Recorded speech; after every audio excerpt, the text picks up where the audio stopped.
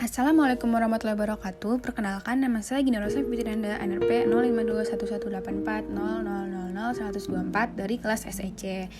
Saya akan membahas tema tentang bagaimana perusahaan apabila dia tidak menerapkan modul MMSAP, padahal dia adalah perusahaan manufaktur. Apa yang akan terjadi gitu.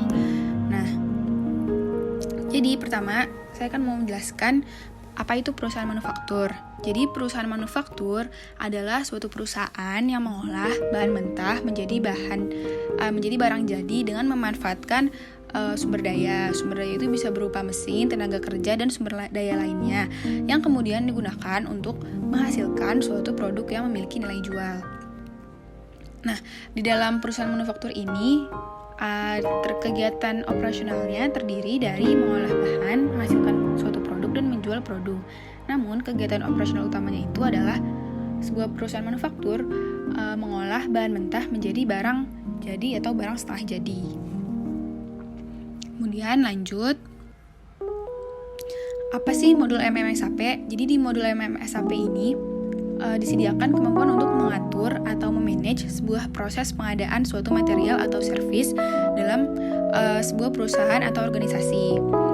Jadi perusahaan manufaktur ini seharusnya dia menerapkan modul MM karena memang modul MM itu tujuannya untuk mengatur, memanage proses procurement atau pengadaan. Nah, di modul MMSAP itu memastikan bahwa semua material yang ada itu diatur dalam jumlah yang sesuai sehingga tidak ada celah dalam supply chain perusahaan tersebut.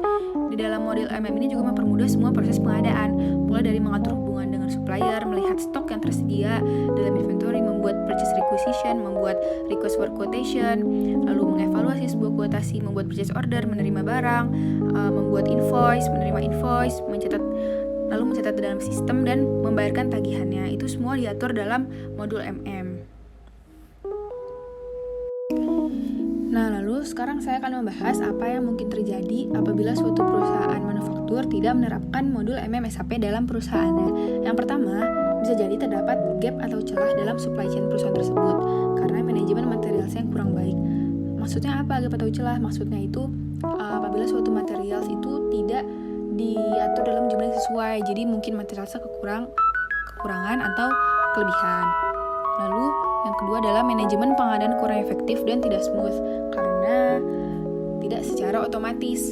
Maksudnya gimana secara otomatis? Karena kalau pakai SAP itu misal membuat requisition itu secara otomatis bisa berdasarkan MRP itu.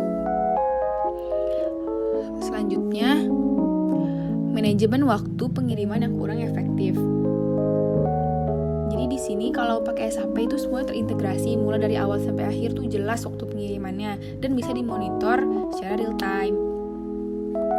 Selanjutnya, biaya akan lebih mahal karena tidak terotomatisasi dan tidak terintegrasi. Jadi misalnya proses perencanaan kebutuhan materialnya itu kan tidak terotomatis dan tidak integrasi. Jadi otomatis biayanya juga akan lebih mahal. Sekian penjelasan dari saya. Mohon